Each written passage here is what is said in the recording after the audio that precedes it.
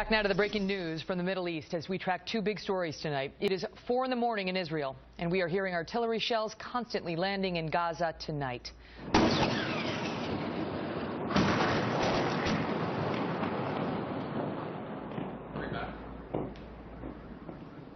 Those are the sounds of war.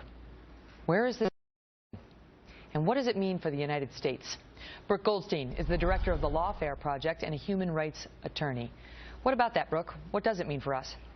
Well, I think it means that we have to pay attention very, very closely, because there are several reasons why Americans should care very deeply about this current conflict. And number one, because of 9/11, because Hamas and Al-Qaeda are the same type of Islamist terrorist groups that are theologically motivated with the goal of destroying the West.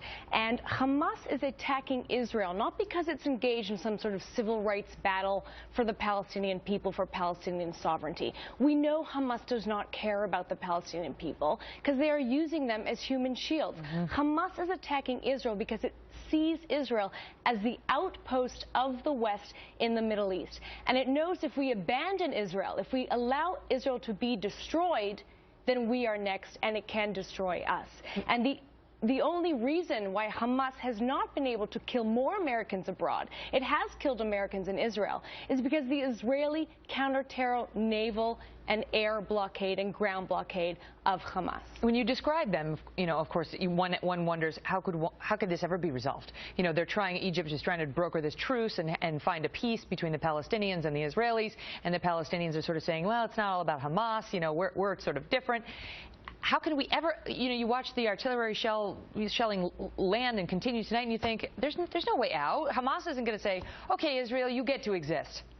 Well, first and foremost, we have to report on the conflict in a responsible way. What we're seeing right now is the media is misrepresenting what's going on the ground. It is accusing Israel of engaging in war crimes, even though Israel... They're highlighting the civilian casualties, which are all on the Palestinian side because they don't have Iron Dome defense, which Israel has.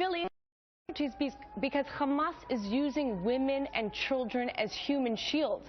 And what the media is doing is playing into the dead baby strategy, the so-called dead baby strategy, by reporting on these casualties without accurately reporting on how Hamas is using civilians as human shields.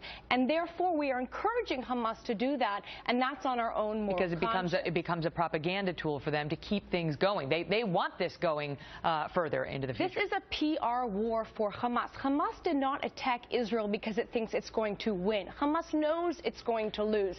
Hamas's goal is to increase civilian casualties. So do they win then, as we watch Israel winning and upping its game militarily and invading, not invading, but however you want to put it, into Gaza tonight to try to shut down these tunnels that they use to get into Israel, and they want to murder civilians there. Are they winning by drawing Israel in?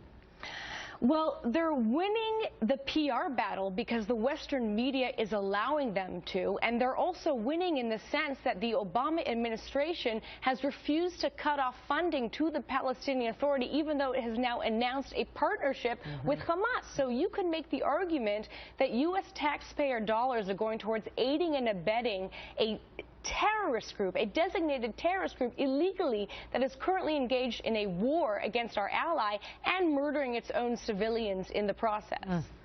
It's important to keep this in mind as you watch, the darkness there in Israel. We're so far away there in Gaza and wonder why.